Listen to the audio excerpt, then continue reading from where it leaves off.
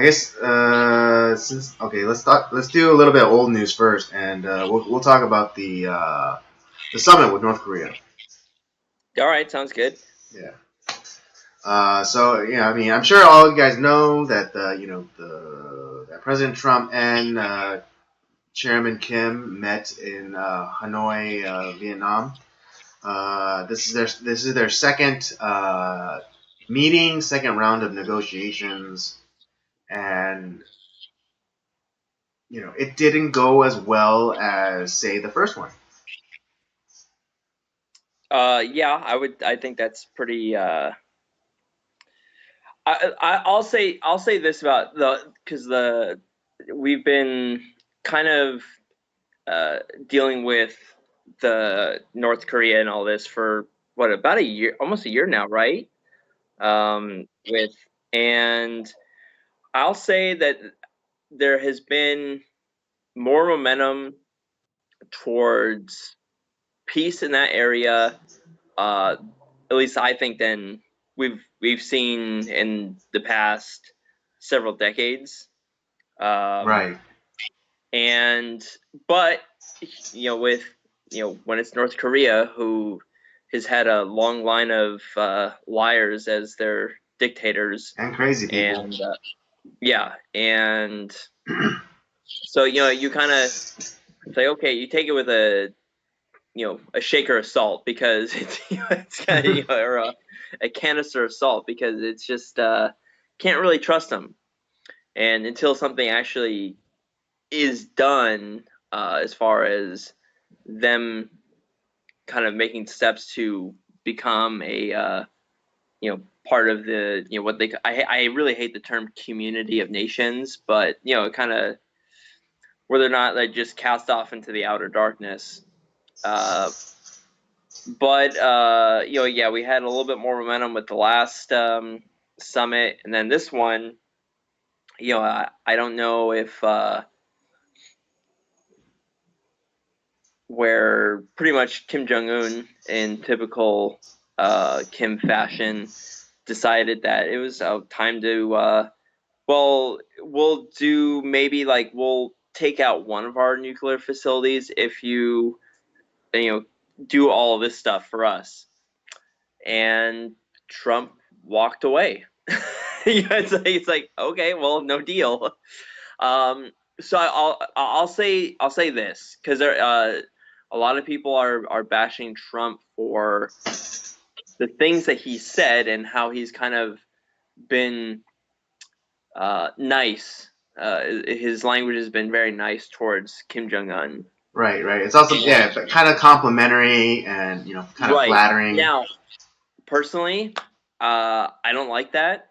But the one thing I do take, that I didn't like, was how he kind of, with the whole Otto Warmbier thing, where saying it's like, well, he told me he didn't know and all this stuff, and I'll take him at his word. Now, I don't know if Trump is just saying that to just play nice, and maybe like that he's kind of still thinking like about bringing this guy back to the negotiating table or not. But yeah, kind of, I don't agree with that. I personally don't like the flowery language, but that's all it is.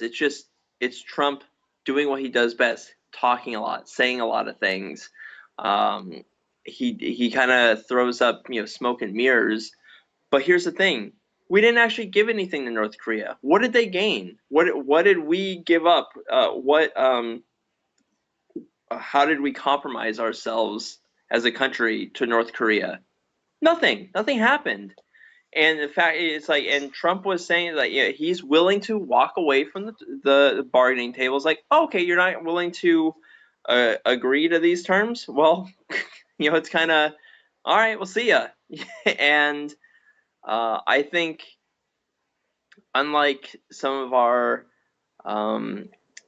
past presidents, especially our most recent president, yeah, who pretty much said all he said all the tough, strong, tough things, but then he bent over the table to get fucked in the ass on some of these deals, just to say that he did something and made a deal, but it screwed over America. Um, so in that sense, like I don't like the language, but I'm also happy that we're not, giving away the farm for to North Korea, who is essentially just going to do nothing and do what they want to do anyways. Right. I mean, because the last time, we got North Korea to concede a lot of things, which didn't hurt us in the slightest. Yeah, We we got got some the of we our got the people hostages home. back. We Yep, got the remains of fallen servicemen returned. yep, And what did we give up? We said that we wouldn't do military exercises with the South for at least a year. And what does that hurt us? Because we had just done during that time we had just done exercises with the South already. So those were that year's military exercises were done and completed. So we don't have to talk. We don't even have to worry about it for another year. So we're basically saying that we are already not doing we're basically not doing another round of exercise with them for another year. So we basically conceded that, knowing that it wouldn't cost us at all for at least for a yeah. Big year. whoop, big whoop. So during that first summit, we got a whole ton. We got a whole lot for We won. nothing, for literally nothing. So much winning. So much winning. But I mean, and then for this meeting, people were upset that he walked away. Well, do you guys even know why he walked away? It's because Kim was asking for the sanctions to be removed, taken off from their country, like all of the sanctions placed upon North Korea. It was like he was wanting all the sanctions removed. He wanted our troops out of South Korea, and I mean it was a whole and Well, for yeah, he was basically essentially asking like for we were the gonna give biggest up the ask farm for possible. them to give us like a nickel. Yeah, I mean, he was asking for the biggest ask possible, which is basically he wanted all the things that he wanted.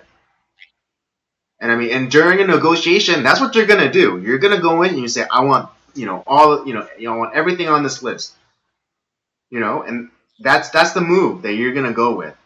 And the other side is obviously gonna say no, and then it Yeah, just, and then people have been, there are a lot of instances in Trump's presidency, at least on the conservative side or the right side, where they likened it to what was it? The Norway, the with Reagan. What was that? Was it in Norway? Yeah, Reykjavik, where like Reagan and the premier of the Soviet Union came to negotiate, and the premier was asking for basically for the moon, and Reagan just like was like, nah, dog, and turned around and walked right out the door, and everyone, and like, and kind of similarly, the left kind of like lost their mind, but what did it do? It brought the Russians back to the negotiating table, and they were able to hammer out a deal.